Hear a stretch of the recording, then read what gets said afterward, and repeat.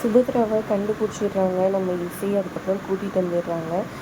இங்கே ராகு வந்துட்டு இசை கூட தான் வந்துட்டு எப்படியாவது இவங்களுக்கு விஷாலுக்கு கல்யாணம் நடக்கணுன்ற மாதிரி சாமிக்கிட்ட வேண்டிக்கிறாங்க. அதுக்கப்புறம் வீட்டுக்கு கூட்டிகிட்டு வந்தவொடனே இங்கே இவங்க விஷாலோட ஆளான சமிதாவை பார்த்துட்டு நீங்கள் உங்கள் அப்பா அம்மா கூட்டிகிட்டு அம்மான்னு சொல்கிறாங்க. எனக்கு அம்மா இல்லை, அப்பா வெளிநாட்டில் இருக்கிறாருன்னு சொல்கிறாங்க. இங்கே யாருன்னா சொந்தக்காரர் இருந்தால் கூட்டிகிட்டு வா, தட்டு மாற்றி கல்யாணத்தை நடத்தலாம் உனக்கும் விஷாலுக்கும் அப்படின்ற மாதிரி சொல்லிடுறாங்க.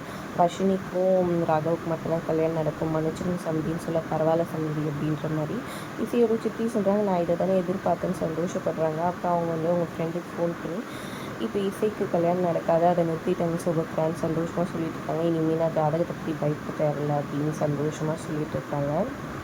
அதுக்கப்புறம் பார்த்திங்கன்னா இங்கே வந்துட்டு பானுமதி வந்துட்டு புதுசாக ரெடி பண்ணுறாங்க ஆளுங்களை. அவங்க அத்தை மாமாவை நடிக்கிறதுக்கோசரம் ஆளுங்க ரெடி பண்ணி பணத்தை கொடுத்து போய் நடிக்க சொல்கிறாங்க. முதல்ல 4 அடி அடிச்சிருங்க அவளை, அப்போ தான் நம்புவாங்கன்ற மாதிரி சொல்ல அவங்களும் வீட்டுக்குள்ளே வந்தோன்னே சமிதாவை பார்த்தோன்னே அடி அடின்னு நடிக்கிறாங்க. என்னடி வேலை பண்ணி வச்சுருக்கேன்னு சொல்லிட்டு எல்லாருமே அதை நம்பி போயிடுறாங்க. அதோட எபிசோட் முடியுது.